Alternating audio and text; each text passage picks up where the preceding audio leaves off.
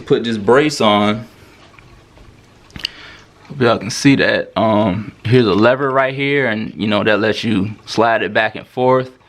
But what you actually have to do first is get it inside this groove channel that's inside of here. So the first thing you're actually gonna need to do is you're gonna need to, you know, pull this lever. You see that front part bends down.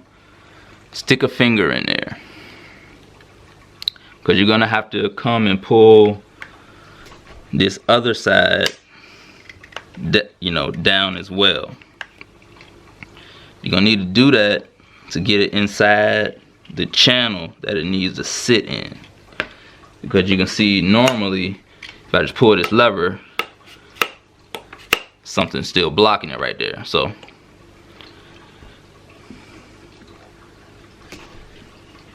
pull both ends of that. Boom.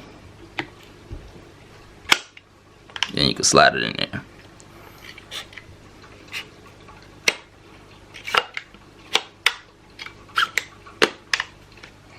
Y'all can see. And it prevents you from, you know, sliding it too far and sliding it back off the end. So, all right.